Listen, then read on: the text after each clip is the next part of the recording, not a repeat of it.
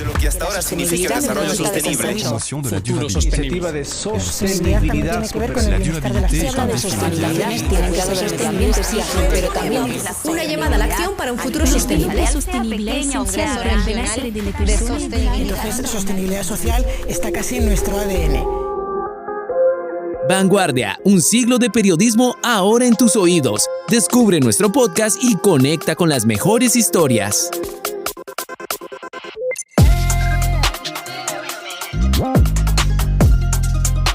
En la meseta de Bucaramanga, la ciudad bonita de Colombia, existe una entidad que desde 1965 cuida lo más preciado de la vida: el agua en todos sus estados. Yo quiero que imagines un lugar donde las montañas se elevan majestuosamente abrazando páramos misteriosos y lagunas cristalinas que reflejan el cielo. Bueno, pues este es el hogar de la Corporación Autónoma Regional para la Defensa de la Meseta de Bucaramanga, CDMB. En lo profundo de los páramos, donde el viento susurra secretos ancestrales y los frailejones se alzan como guardianes silenciosos, la CDMB trabaja inalcanzablemente para proteger estos ecosistemas únicos y cada uno de los que mantiene el ciclo del agua en el equilibrio con el hombre y el ecosistema. Vanguardia Podcast.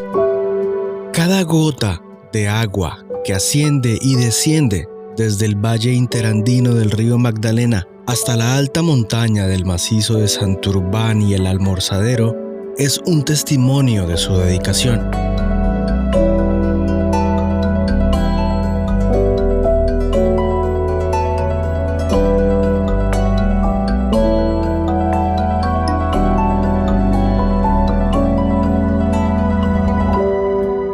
Las lagunas, ciénagas, que son espejos de tranquilidad, esconden historias de tiempos inmemoriales. Aquí, la vida florece en formas sorprendentes. Desde las aves que surcan los cielos hasta las plantas que tapizan el suelo, la CDMB, además de preservar estos lugares, también sensibiliza, educa, empodera a los individuos, comunidades, empresarios, a la ciencia, para que se conviertan en defensores de su propio entorno. En este episodio de Somos Sostenibles, exploraremos la fascinante historia de la CDMB, sus hitos, sus sueños, logros, así como los emocionantes proyectos que tienen en el horizonte. Vanguardia Podcast. Para esto, he invitado a este episodio a Juan Carlos Alemán Mojenes, asesor de dirección de la CDMB. Juan Carlos es biólogo marino y especialista en proyectos y planificación del desarrollo regional.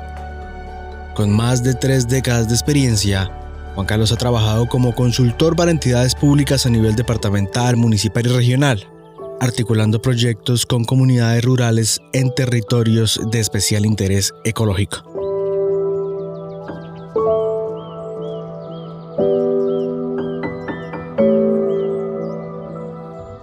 Juan Carlos, bienvenido a Somos Sostenibles. Muchísimas gracias por la invitación. En nombre del doctor Juan Carlos Reyes Nova, es un gusto estar compartiendo con ustedes una historia y sobre todo un propósito que se ha hecho esta administración en torno a recuperar ciertos elementos que, digamos, habíamos dejado ahí como en el camino y en el aire. Ya que hablas de una historia, cuéntamela. ¿Cómo empieza esa historia? Estamos hablando del 56, 65. 65. Exactamente los mismos años míos. Bucaramanga, curiosamente, cuando uno habla con personas ya que tienen un poquito más de edad que la de uno, o un poquito menos, tienen unas recordaciones bellísimas porque Bucaramanga, la meseta, tenía lagunas. Yo no lo podía creer. Una vez me encontré con alguien en una clínica y me contaba, mira, en la Quebrada Seca había una laguna. La Quebrada Seca era una quebrada. No era... Por eso el nombre. Exactamente. Y por eso Chorreras también, ¿no? Sí, Rosita, la Rosita, etcétera. Esa condición de toda la vida, que es que el agua, digamos, andaba sobre la meseta de Bucaramanga, un par de personajes en esa época dijeron, oiga, espérese que si el agua es buenísima, pero si no las sabemos manejar, desafortunadamente nos hace daño. De hecho, como pasó en el 2020 cuando el doctor Juan Carlos recibe la corporación. Entonces, en ese momento, ese grupo de personas que estaban interesadas finalmente en decir, este es el futuro de la región Santander en torno a una ciudad que nos hace encontrar, que nos hace llegar, porque pues es la capital del departamento, necesitamos garantizar que se estabilice, necesitamos garantizar su agua, y dijeron, empecemos a trabajar en función de eso. Y lo interesante, la planearon a tantos años que hoy sigue vigente ese proceso de planeación que se estableció en ese momento y en esa época. De hecho, implicó conversar con el gobierno nacional porque no existían figuras que permitieran hacer un trabajo ambiental como lo decimos todos, pero es más un trabajo de restauración, como hoy realmente debería llamarse, o como siempre se ha debido llamar, que es la restauración ecológica.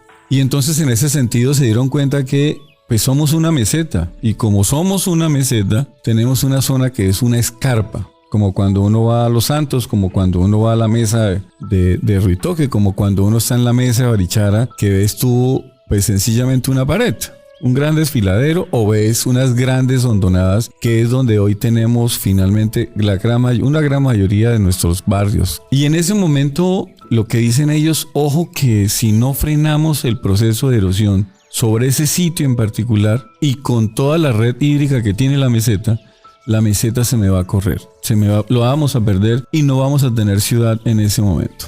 Y entonces le hicieron a Bucaramanga algo que en esa época pues siempre hemos estado a tono con lo que ocurre con la norma, con la ley en Colombia. Y en esa época la llamábamos el Plan Integral de Saneamiento Básico de Bucaramanga. Y eso tenía dos grandes propósitos. El primer propósito es controlar cómo se mueve una gota de agua en esa meseta. Y precisamente esos recorderis, ¿no? La Quebrada Seca, la Quebrada La Rosita, la Chorrera, de hecho la misma iglesia, etcétera. Todas ellas, de alguna forma, son las que forman un suelo, forman un territorio, forman un lugar. Y ya sea que te lo cuidan o ya sea que te lo dañan por varias circunstancias, entonces ahí empieza a tener sentido. Otra cosa que a veces no nos damos cuenta los ciudadanos del área metropolitana de Bucaramanga, ¿no? Girón a 10 minutos, 15 minutos, bueno, depende del conductor. Un calor que se siente desde siempre, ¿no? Sí, de una altura distinta. Sí, exactamente. Y no solamente la altura, sino la condición misma de Girón. Sí, que es un valle seco. Y entonces, al ser un valle seco, pues obviamente aumenta la temperatura. Porque pues igual en Girón estamos todavía a 700, 800 metros sobre el nivel del mar. Y debería ser un poco menos caluroso, pero la condición de seca pues precisamente le da ese otro elemento adicional y es un poquito unos graditos más de temperatura. Cuando estás en la meseta de Bucaramanga todavía sientes ese calorcillo, te vas adentrando hacia los cerros y entonces ese calor cambia y lo interesante, la lluvia cambia. Todo el fenómeno de lluvia empieza a cambiar. Entonces claro, tú te das cuenta que hacia los cerros empieza a llover mucho más que en las zonas secas, precisamente porque es una condición natural. Es su condición natural y entonces, como dicen algunos hidrometeorólogos, ¿no? Cuando tienes a la misma altura diferentes presiones, se forman los vientos localmente hablando. Y eso hace que los vientos son los que muevan las nubes. Y donde las nubes quedan atrapadas es donde tú tengas un espacio natural, un espacio de coberturas naturales. Y eso hizo que tuviéramos más lluvias siempre en la parte media y en la parte alta de lo que incide en la meseta de Bucaramanga, la relación que tiene con la meseta de Bucaramanga. Entonces, claro, esa es una zona mucho más lluviosa. Por lo tanto, el agua siempre empieza a discurrir por todo lo que es la meseta y entonces ellos se dieron cuenta y dijeron, aguanta. Pero es un momentico que eso hay que controlarlo, hay que aprenderlo a manejar. Yo no diría que en esa época encontrar un buen hidrólogo, es decir, un experto en el manejo del agua y un hidráulico, un experto en el manejo, digamos, de las características de las corrientes, no era fácil. Pero lo interesante fue que, no sé cómo lo encontraron, pero lo encontraron. Y empezaron a diseñar todo un sistema de manejo de las aguas superficiales que pasaban por la meseta de Bucaramanga. Primera gran tarea, tenemos que la escarpa evitar que la ocupemos. Urbanísticamente hablando, urbanamente hablando, en temas de vivienda, tenemos que evitar que eso pase. Y en esa época, en medio de la locura de que no teníamos Inderena, no teníamos nada. Como un instituto que dijera, oiga, ellos dijeron hay que declarar una reserva porque además fueron de las primeras reservas forestales que tuvimos en el país. Entonces teníamos 3 reservas forestales precisamente para garantizar que el agua no se llevara la escarpa y no achicara el tamaño de la meseta. Y una segunda tarea es el agua, a pesar de que tú la protejas con vegetación natural, que además no sembraron un árbol, sino por regeneración natural. O sea, generar las condiciones. Sí, perfecto. ¿Qué pasó con el páramo que se acabó de quemar? Hoy está en excelentes condiciones y entonces eso es lo que hace que de alguna manera la naturaleza sea bastante resiliente. Es decir, la biodiversidad termina siendo bastante resiliente. Y entonces en ese orden de ideas, pues igual eso le permitió a esa escarpa desarrollar una vegetación, yo te diría que única. Lo que pasa es que no la hemos estudiado y entonces ¿cómo hacemos para empezar a involucrarnos en conocer y de redescubrir esta zona como tal? Y entonces ahí en ese momento, con la declaratoria de estas reservas, la corporación de la mano del municipio de Bucaramanga empezaron a comprar, a adquirir esos predios. Y todo lo hicieron con un instrumento que creo que la única corporación o la única entidad que lo ha utilizado es la corporación, la CDMB, y es establecer un impuesto a el predio de cada ciudadano de Bucaramanga y es el impuesto a la erosión. Con ese impuesto se adquirieron, se alinderaron, se reservaron. Esas son como 2.000 o eran 2.000 o 3.000. Hoy hay un distrito de manejo, antes eran 3 reservas, hoy hay un distrito de manejo, y eso garantizó que de alguna manera la meseta se frenara en su deterioro natural. Y eso es lo que se nos ha olvidado. Es posible, con un papel excelente del ser humano, proteger y convivir con ella. Eso es lo que también hemos desdibujado un poco, porque tenemos el PISAT, pero no tenemos el diseño de la ciudad. Bueno, lo recuerdo, la Ciudadela Real de Minas fue un intento igual de estos ciudadanos de Bucaramanga que dijeron, oiga, no dejemos que la ciudad evolucione sola. Hagamos que crezca como debe ser. Y la Ciudadela Real de Minas fue uno de esos intentos, pero desafortunadamente no causó el efecto que debería causar finalmente dentro de lo que fue la gestión pública en su momento y hasta el día de hoy. Porque sigue en manos pues finalmente de cada uno de los empresarios, de los ciudadanos que tenemos una iniciativa por construir y adecuar, pero todavía no tenemos una ciudad pensada idealmente para que empecemos a aprender a convivir con ese territorio que estamos compartiendo con la naturaleza.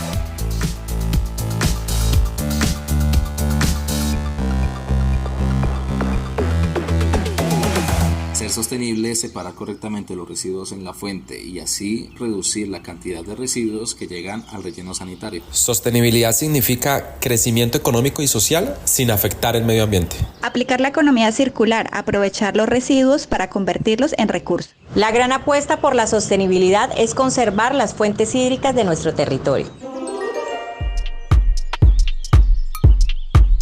Bueno, yo por acá tengo en los 60, 70, entonces empieza esta implementación de los proyectos de manejo de cuencas. En los 80 también hay un tema de gestión de residuos, pero también tengo campañas ambientales en escuelas, en comunidades, todo ese fortalecimiento de políticas también. Por ahí empieza a llegar. ¿Cómo fue esa época? Después de que se construyó, se adecuó toda la infraestructura natural, porque además vino también una construcción de una infraestructura necesaria de cemento para poder disipar la energía del agua, pues obviamente era necesario pensar en el servicio del agua.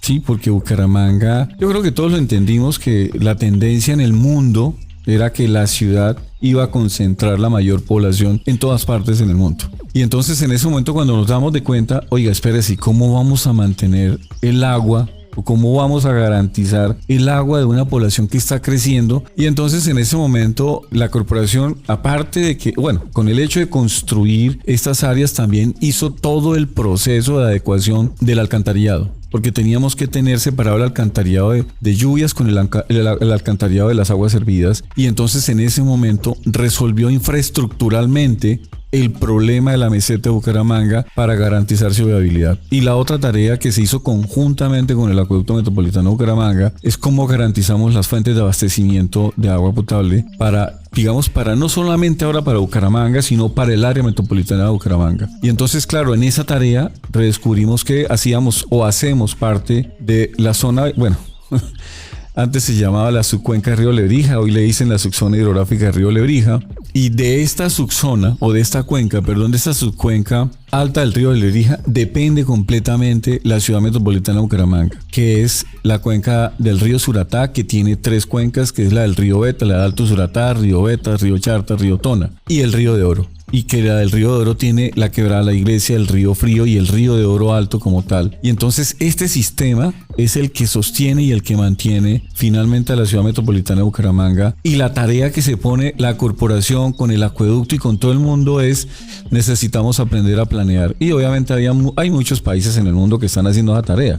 Eso hizo que existiera una cooperación técnica durante mucho tiempo en la jurisdicción de la corporación en un proyecto que se llamaba Cuenca Superior del Río Lebrija. Y en esa cuenca se desarrollaron unos proyectos maravillosos de lo que tenía que ver pues finalmente con el tema de hacer una producción sostenible en el territorio. No es fácil, no era fácil porque pues de todas maneras organizar al ciudadano, organizar pequeñas empresas para que siguiésemos haciendo la tarea como debe ser. Y entonces claro, todavía tenemos muchos rastros en la región de esas cooperativas que algunas de ellas aún funcionan o están en sus imaginarios el hecho de que en algún momento dado, en esa época que estás mencionando, 70-80, hubo la presencia sistémica y sistemática, permanente y constante de la corporación del acueducto metropolitano para garantizar que la producción que yo estoy haciendo tenga sentido para mí, pero también tenga sentido para un ciudadano que vive en en Bucaramanga, que vive en Florida o que vive en Girón. Y entonces esas complementariedades era lo que hacía posible que el proyecto de alguna manera tuviese su éxito en su momento. Y en el 93 aparece la Ley 99 de 1993. Y ahí de alguna manera todas esas figuras empiezan a modificarse, a cambiar. Bueno,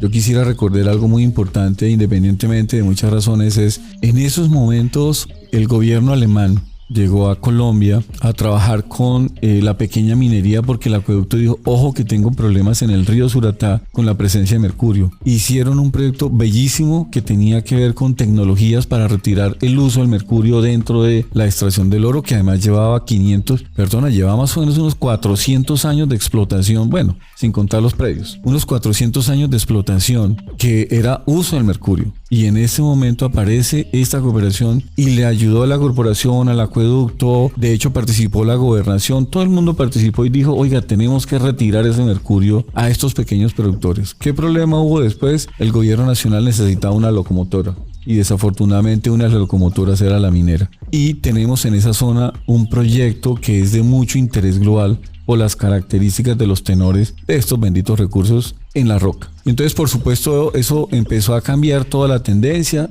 que no es el tema de la hora, pero en ese momento la corporación, el acueducto metropolitano, la alcaldía, la gobernación dijeron: sí, es nuestro gran problema, el mercurio, y hay que retirarlo. Y se hizo un ejercicio y hubo muchos resultados, tanto que hoy existen todavía las 5 cooperativas, las 5 organizaciones, las 5 empresas de pequeños productores de oro en vetas, que eso es lo bello también de este proceso que tiene que ver con garantizar el agua en calidad y en cantidad para el territorio. Y quería recordar un poco otra tarea, y es: tenemos el Parque Natural Regional Rasgón, tenemos el Parque Natural La Judía, tenemos el Diviso, y esos son parques de hace mucho rato. Y todos ellos los tenemos dentro de la cuenca del Río Frío y dentro de la cuenca del Río de Oro. Y luego, pues obviamente, cuando el acueducto metropolitano de Bucaramanga dice: oiga, no, mi agua más próxima con menos problemas se llama Tona, pues la estrategia del acueducto metropolitano también fue decir: necesito proteger gran parte de mis fuentes, y por eso hoy tenemos unas hermosas reservas en todo este sistema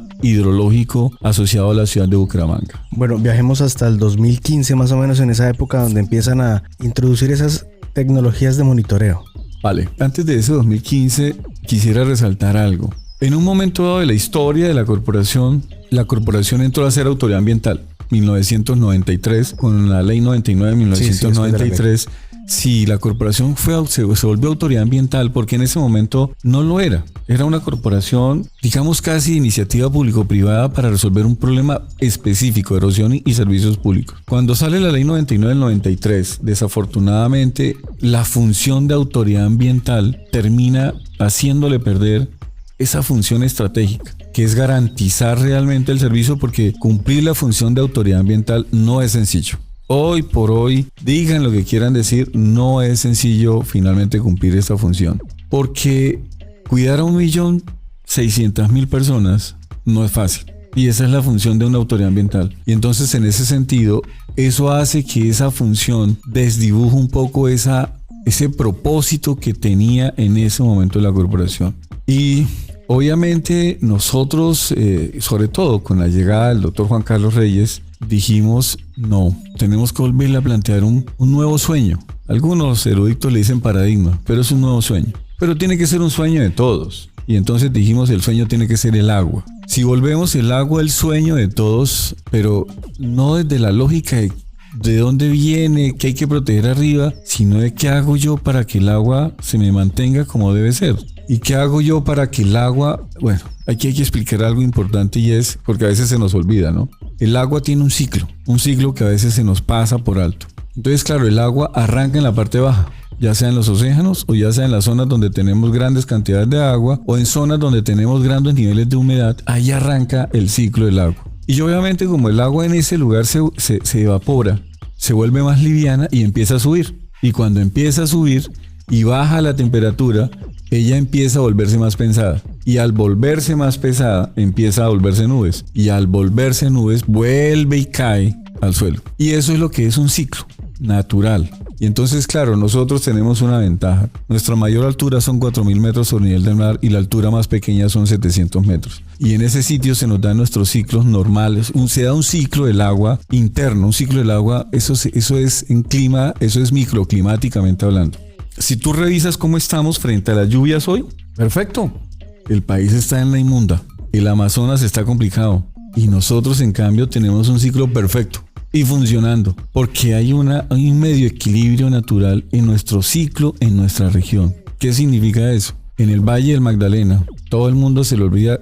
No entendemos qué es el valle, ¿no? Pero cuando entramos a la hidroeléctrica del río Sogamoso, terrible. Nos da el calor, ¿no? Y ahí entramos al valle interandino del río Magdalena. Y ese valle tiene más de 120 kilómetros de ancho. Y tiene muchísima agua. El río Magdalena ahí tiene 1 kilómetro de ancho. Y son 200 kilómetros de recorrido solo en Santander. Y los datos del IDEAN es una de las cuencas que más aporta agua al río Magdalena es la parte media del río Magdalena. Entonces, por lo tanto, tenemos en nuestra región natural, Santander, Antioquia, Cesar, tenemos un sitio de muchísima agua y un ciclo que de alguna manera nos ayuda a tener una excelente relación entre lo que significa biodiversidad, entre lo que significa agua, entre lo que significa suelo. Entonces, en ese orden de ideas, en torno a eso, es que con el doctor Juan Carlos Reyes dijimos, no venga, volvamos a volver un tema estratégico para la corporación. Y el tema tiene que ser el agua, pero no es un tema de la corporación, tiene que ser un tema de todos. Y obviamente nos encontramos con las autoridades holandesas del agua. Entonces aquí viene otra historia. Las autoridades llevan más de 2000 años tratando de que el agua no borre a los Países Bajos. Sí, porque los Países Bajos le dicen Países Bajos porque está 7 metros por debajo del mar y aparte de todo le caen los grandes ríos de Europa. La mayor altura que tiene Países Bajos son 300 metros sobre el nivel del mar. Es decir, tenemos grandes dificultades, en Países Bajos tienen grandes dificultades con el agua y son el país que más aprende a manejar el agua en todas las perspectivas, ¿no? ¿Qué significa porque pues allá sí tienen mar y el mar hace mucho daño. Y su último problema fue en 1953, 1956, muchos muertos, o sea, muchos problemas le dejó ese evento climático oceánico. Entonces ellos volvieron a reaprender cómo relacionarse con el agua. Y eso que ellos han aprendido fue lo que en este momento estamos intentando construir en este momento con ellos, un ejercicio de gobernanza del agua, como el centro sobre el cual es posible hacer un verdadero ejercicio de gestión integrada del recurso hídrico hacia una seguridad hídrica. ¿Qué es esto? El ciclo del agua tiene que ver con qué hago yo con el agua también en mi casa. ¿Qué hace la industria con el agua en temas de su estructura de producción? ¿Qué hacemos con el agua que sale de la ciudad? ¿Qué hacemos con el agua que llega a la ciudad? ¿Qué hacemos con el agua que se mueve dentro de la ciudad? ¿Qué hacemos con el agua que utilizamos para un cultivo, para un pasto? ¿Qué hacemos con eso? Ese es el ciclo del agua. En la medida en que aprendamos a relacionarnos con esos usos que le estamos dando al agua, es posible realmente hacer cambios de fondo. ¿Por qué te lo estoy diciendo? Datos del IDEAN. Dice, el 70% del agua la usa todo el sector rural. La ciudad es muy poquito y la industria es bastante. Entonces, en ese orden de ideas, lo que estamos diciendo es, el ciclo del agua no solamente es porque llueve, sino que después de que llueve, ¿qué pasa con el agua? ¿Para dónde va? ¿Por dónde coge? Entonces, hoy el mundo está aprendiendo a cómo hacer para que el agua que cae sobre una vía pase derecho. Es decir, que quede dentro del suelo porque estamos perdiendo infiltración por vías, por ciudades, infiltración del agua, aguas, digamos, suelos abajo. y estamos perdiendo esos grandes almacenamientos naturales subterráneos que tenemos en todo el mundo. Los estamos perdiendo. Y además son nuestras grandes reservas realmente también. Esos acuíferos que tenemos en todos lados. Todo el mundo está empezando a decir cómo hacemos que el ciclo dejemos de irrumpirlo tanto. Cuando ponemos cemento, cuando ponemos un cultivo, ¿qué ocurre? Los procesos de evaporación se aceleran. Cuando tú tienes una selva, un bosque, se disminuye el proceso de evaporación porque el agua, digamos la gota de agua demora menos tiempo en llegar al suelo y en infiltrarse o ir por debajo del suelo que cuando tienes un cultivo expuesto, que cuando tienes unos pastos expuestos, que cuando tienes un monocultivo como tal expuesto. Esa es la gran ventaja, que cuando comprendemos esas relaciones es que se hace posible comprender que la gestión del ciclo del agua es un poco más compleja, pero que es necesario que entendemos para poder garantizar que vamos a hacer un buen ejercicio. Y eso solo pasa cuando se sienta la ciencia, cuando se sienta el ciudadano, cuando se sienta la empresa y cuando se sienta lo público. Y entonces al sentarnos es que estamos empezando a construir un lenguaje común frente a un tema que tenemos que volver un tema prioritario, que no es un tema de nadie, es un tema de todos. Es un tema que tiene que empezar a hacernos hablar un lenguaje común, precisamente para seguir conservando, yo diría que esa cualidad que tiene la región. Porque no es solamente la ciudad metropolitana de Bucaramanga o la jurisdicción de la CDMV, no, realmente es Santander. Pero en últimas tenemos agua suficiente aún porque tenemos una relativa buena relación entre la biodiversidad, la producción y el agua. La estamos perdiendo, sí. ¿Que hay que mejorar? Por supuesto. El problema es encontrar los focos donde tenemos que ir mejorando esa relación para que la gestión del agua nos conduzca a un tema importante que es la seguridad hídrica. Quería resaltar de eso algo muy importante, y es en el 2020, cuando Juan Carlos Reyes llega a la dirección de la corporación, recibe una avalancha en el Río Frío. En febrero del 2020 recibe una avalancha en el Río Frío. Y entonces, claro, esa avalancha vuelve y juega, nos dice, es necesario, porque a veces se nos olvidó lo que pasó en el 2010, se nos olvida lo que pasó en el 2011. Y todo siempre, en el caso nuestro, ha estado asociado al agua y a otro elemento que tenemos, ¿no? Todo el mundo sabe que todo el día tiembla en Santander. Y todos sabemos que hay momentos en los cuales tiembla un poco más fuerte, tiembla un poco más suavecito, pero todo el tiempo tiembla. Ahora hay un problema. Cuando se mezcla el agua con la temblada, problemas. ¿Por qué? Porque se me puede caer un pedazo de tierra y se desliza un pedazo de tierra y eso se lleva un montón de gente. Y eso se lleva un montón de cosas. Y es ahí donde tenemos que empezar a aprender a correlacionarnos. ¿Por qué? Porque ahí lo único que hay que hacer es aprender a relacionar la biodiversidad o el sistema de producción, un buen sistema de producción, con el agua y con el suelo. Porque es lo que garantiza que esa estabilidad nos haga menos daño. Porque nos va a hacer daño, pero no tanto si lo hacemos, si aprendemos a hacerlo mucho mejor. Juan, a los 59 años que ya son, eso es lo que están cumpliendo, ¿verdad? Sí.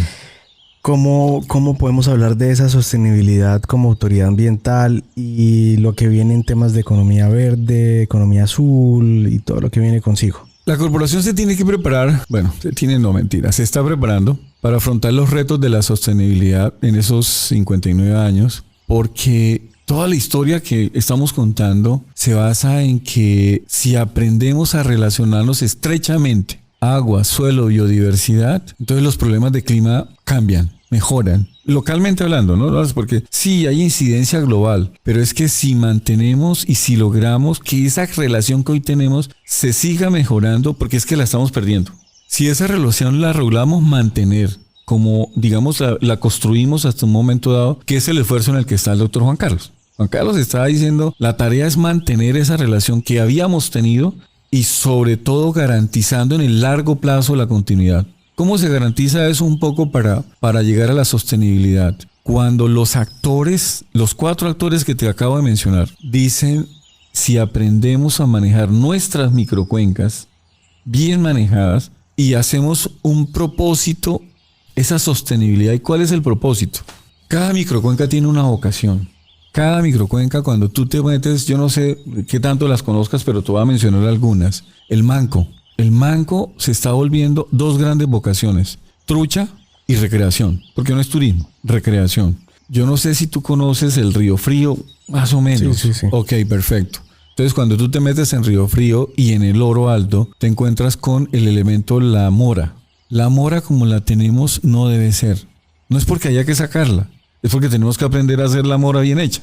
Y cuando uno a la mora le limpia finalmente el bosque y deja solo mora, el riesgo de deslizamiento es muy alto. ¿Por qué es muy alto? Porque la mora no tiene raíces profundas. Es de mediano plazo. Y entonces esas zonas son de fuertes pendientes y de un material que le dicen suelto. Es muy, todo lo conocemos, es muy arenoso, es muy franco arenoso, que es lo que todos conocemos.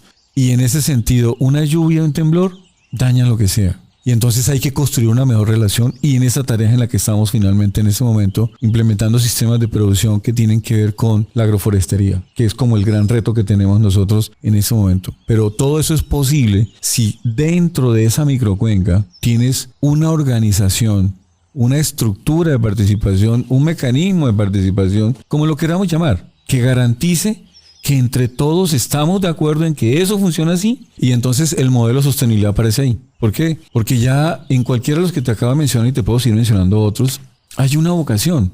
Y entonces lo que tenemos es que hacer que esa vocación se vuelva sostenible. No es que hay que cambiarla, es que hay que volverla sostenible. Entonces hay que aprender a relacionar. ¿Qué hablábamos ahorita? Cuando yo aprendo a relacionar que el agua tiene que infiltrarse, que el agua tiene que de alguna manera le tenemos que permitir que su ciclo, digamos que el ciclo de la gota se me demore más tiempo en la microcuenca. Cuando yo empiezo a entender eso, tengo que mejorar estas coberturas. Y eso sí, cuando tú hablas con una persona que ha vivido toda su vida en la ruralidad, él te lo explica mejor que uno. Mucho mejor que uno. Venga, ¿usted sabe que antes esa bendita quebrada tenía más agua? Sí. ¿Y usted sabe por qué la perdió? Claro, porque la tumbamos. ¿Y qué hacemos? Y entonces ahí empiezan a aparecer las salidas conjuntamente con ellos. Pero tenemos un problema. No hemos aprendido a competir, que es el gran problema que tenemos en territorio. No hemos sabido competir. ¿Y por qué no sabemos competir? Porque no nos organizamos para tener mejor comercio justo, para que los excedentes de una producción los podamos transformar. Y allí es donde se va construyendo la sostenibilidad, porque la sostenibilidad tiene que ver con un tema de bienestar. Si no hay bienestar humano, si no hay bienestar familiar, si no hay bienestar comunitario, olvídalo. Es imposible, es completamente imposible, Marvin. Entonces, en ese orden de ideas, y si no hay bienestar humano, el bienestar ecosistémico se complejiza. ¿Por qué? Porque yo dependo de los servicios ecosistémicos y empiezo a quitarle y voy a desequilibrar ese equilibrio que ha existido. Y eso es la ruta que estamos construyendo en ese momento. ¿Cómo la estamos construyendo? La manera más sencilla es dejándole instrumentos a cada una de estas unidades hidrográficas. Obviamente no vamos a alcanzar a todas, a las microcuencas pequeñas. Entonces, lo primero es, ¿qué le pertenece? Al menos a la corriente principal, ¿qué le pertenece?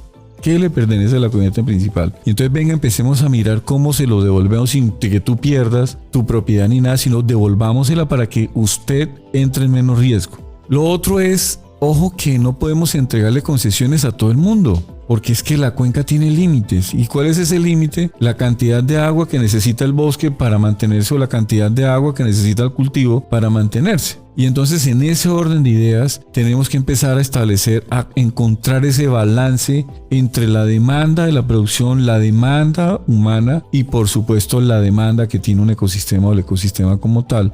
Y, por supuesto, el suelo también necesita mucha agua. Y entonces, en ese orden de ideas, ¿cómo hacemos para encontrar finalmente ese balance? Y ese es el otro instrumento que estamos empezando a desarrollar en cada uno de ellos. Pero todo sobre la base de que las personas se apropien de eso que estamos haciendo, se apropien de esa información, de ese conocimiento. Juan, una invitación a las personas, a las empresas, a los estudiantes, a los científicos. Es una tarea que tenemos, insisto, esas 4 paticas de la mesa, y la única manera es construyendo un ideario común. Y ese ideario común se construye cuando empezamos a tener los mismos criterios, cuando empezamos a tener, digamos, esa idea clara de qué es lo que necesita el territorio y qué necesitan sus habitantes, y encontrar ese punto medio, pero resolviéndolo entre esos 4 personajes, entre esos 4 actores, y es un poco la invitación que le haría a esas 4 actores que tenemos en cualquier lugar del mundo. Bueno, Juan Carlos, gracias por haber estado en el podcast Somos Sostenibles. Muchísimas gracias por la invitación, y en nombre del doctor Juan Carlos Reyes Nova, a que sigamos esa tarea que tenemos entre todos. El agua es nuestro propósito. Escucha, aprende y conecta. Vanguardia Podcast, más de 100 años de historias que contar.